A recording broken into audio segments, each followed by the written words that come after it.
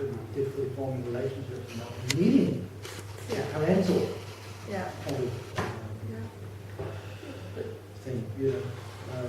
You don't think it odd at all when somebody converts to one of the big religions. I do. You know, I mean, actually, it's not thought odd that somebody would suddenly become Jewish or Catholic or Pentecostal or whatever. We just think they found Jesus or found something. Yeah. You know, people will suspend belief. And generally, they are allowed to think and move easily outside of those religions. Not really. Kind of depends Not what really. you were talking about. There wasn't a lot of thinking done 40 years ago saying. I mean, I agree. I mean, you have kind of hierarchical, kind of top-down religious structures. You know, there is something that's important for me, and I think it's important actually in terms of legislation, actually in terms of the cult. So, I, you know, tend to be very unequivocal that any religious groupings, you know, in its origins was a fanatical cult. You know what I mean? Okay, now I really do accept on the most level that okay, some people, a lot of people find a real sense of peace and find tranquility and find a meditative space within that context of the greater world religions. You know, you can sit in a mosque and you can, sort of pray to one Mecca and whatever else, or Catholics can sit there. And even me as I'm not atheist, but back in October, I found myself sitting in a beautiful Catholic church in Siena at 6 o'clock in the morning. I was trying to do some emotional stuff in terms of my mother, you know, I spent that walk around. And I suppose you could, in a sense, if I wasn't a thinking person, I would have said that was a religious experience. You know, it was a deep emotional. It wasn't actually. It was just the context in which I contacted, if you like, my mother, if you like. Well, a lot of our languages, of course, evolved from the religious connotations. So even though you can use words like spiritual or even religion in regard to an atheist's general experiences with emotion or with a desire for a moment of peace or a desire to talk out their issues, and it's just our language hasn't got enough space not to have baggage behind it. Of course, yeah, you know. Of course. Exactly. So we shouldn't feel overly guilty in that regard, because it is, after all, part of our culture that we grew up in, and instead of bashing ourselves over the head every time we utter the word faith or something like that, we should just simply accept that that was our legacy, and it doesn't necessarily have the same meaning to us as it would have to other people, and that's enough. It is interesting. I mean, language is important. Funny enough, again, going back to the Scientology context, you'll find that the language is seriously manipulated in Scientology. There is words for stuff that you wouldn't believe. You do not say to, for instance, if you've got a girlfriend and boyfriend, which you're allowed to do in Scientology, cadre I was in, you're certainly not allowed to have sex before you're married. It's very difficult to get married, so it's a bit frustrating. But if you love somebody, the word love is not used. It's called, what you actually say is to your girlfriend or friend, is I have very high ARC for you. Sorry, could you repeat that? I have very high ARC for you. What does that mean exactly? What's ARC? Well, we should try to break that down. Okay, the Scientology indoctrinates with a number of I suppose, brutal, simple concepts as you go in, right? It's not nuanced. There's no subtlety involved in this stuff, right? You come to Scientology and you are very rapidly taught that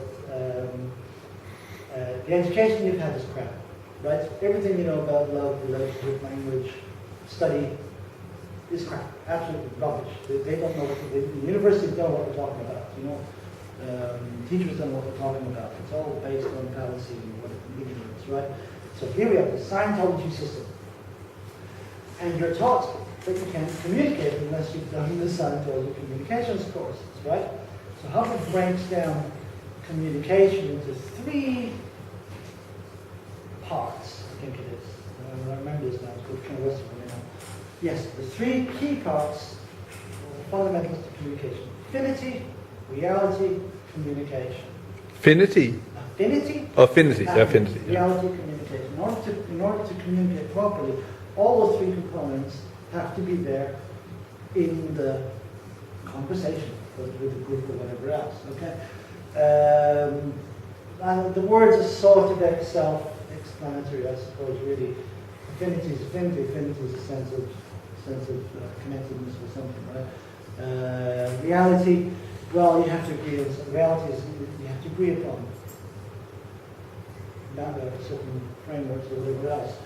And I'm saying an awful lot better than Hubbard said it, by the way. Communication is communication. Communication, Hubbard describes communication as throwing a ball to someone and the ball coming back. That's his idea of communication. All right. So obviously, you know, the stuff that you had learned before is all broken down. It's all trashed. And then this is the model that we use. So for love, you have a feeling of affinity. You have a feeling of affinity, right? This is broken down to the term ARC, the acronym. Scientology uses acronyms all the time. KSW, keeping Scientology working. It's all acronyms all over the place. So it's ARC, affinity, reality, communication. And high, in other words, this can be an ascending scale or a declining scale depending on circumstances. High ARC for you.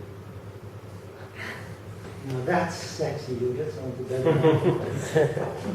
I suppose that most religions use that kind of attitude along the lines of having secret words, handshakes, rituals, and this gives them a sense of isolating themselves from the nuns that are not part of their group, and they can identify who is and who isn't by knowing the secret knowledge, much like the Gnostics would have had. In Scientology, actually, if you control the language in Scientology, it's such a tightly controlled. Every Scientologist is very, very tightly controlled, and his language is changed.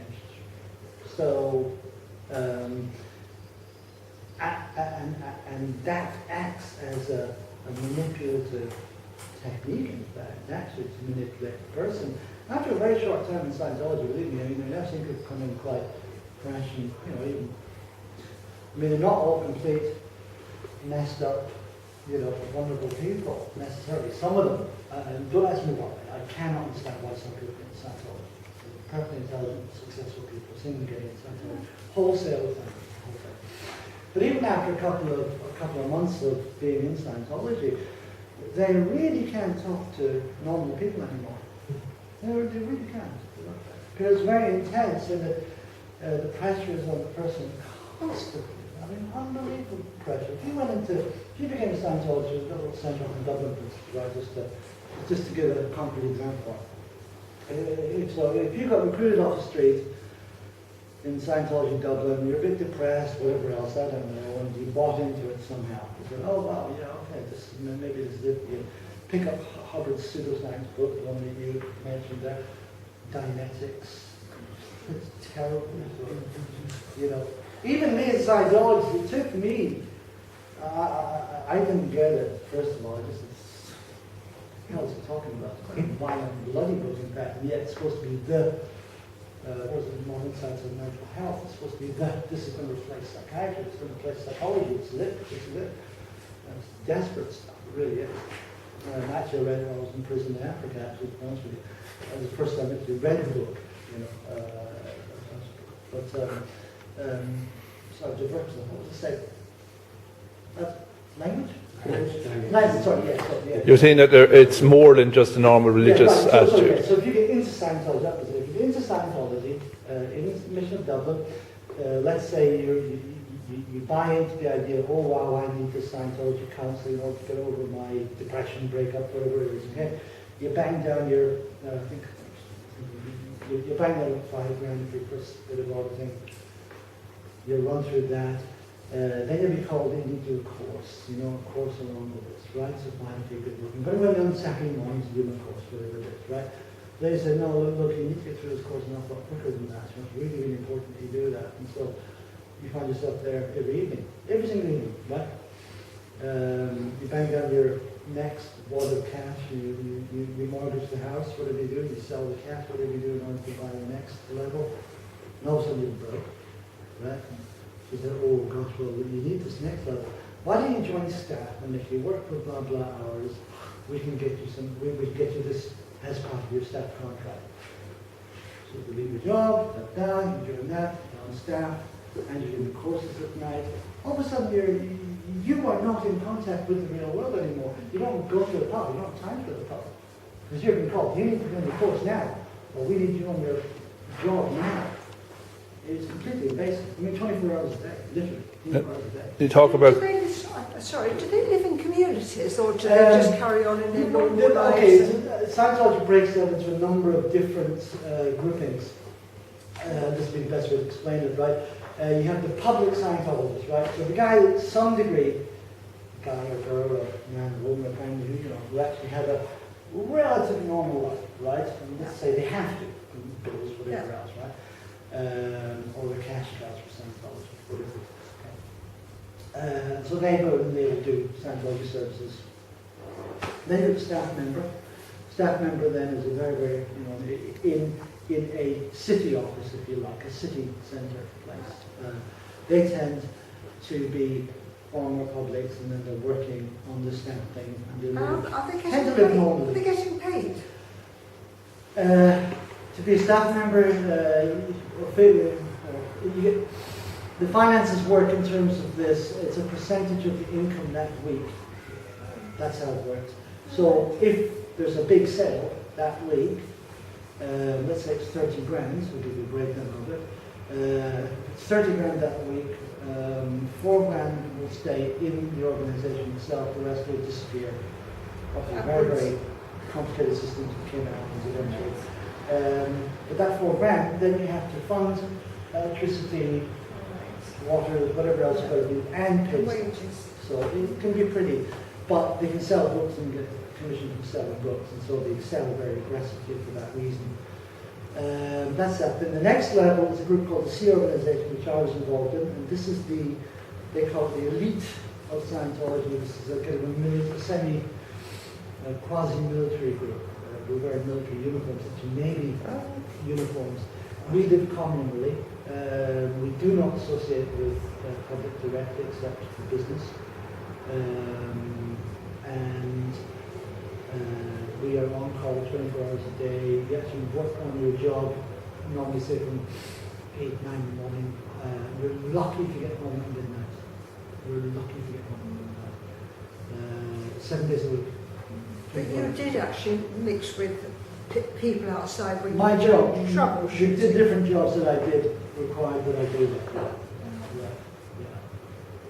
that. Just when you were writing the book and the articles and things when that was going to be published, was there a danger element there for you? Because I know that they went and they wanted people to bring them back. There was, but look, I've been 25 years in the cloud. I was 45 years old at that time. I had nothing. I had nothing to lose. Fuck you, I have nothing to lose, right? You can sue me, you can do whatever you want, right? You can slash cars, hours, whatever you want. It doesn't matter, I'm telling my story. If I had a family and a job and whatever else, it would have been a different story. It would have been a lot more cautious.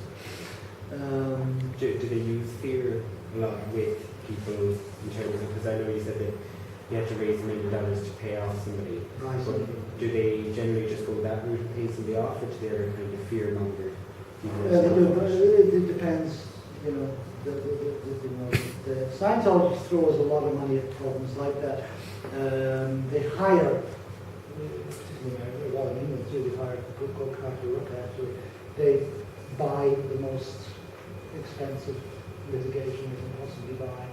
They pay a lot of money, a huge, crazy, unbelievable amount of money to legally harass people, to make people too scared, to make, with a book, an example of that is with a book. Published this in Ireland, Carter Rock in England, which is a libel firm, tried to get us based on libel in Ireland. It's still in Ireland. But Carter Rock in England sent a letter to every single book chain, and every single publisher in the UK, if you take on this book, we are going to break you. And they send that Anthony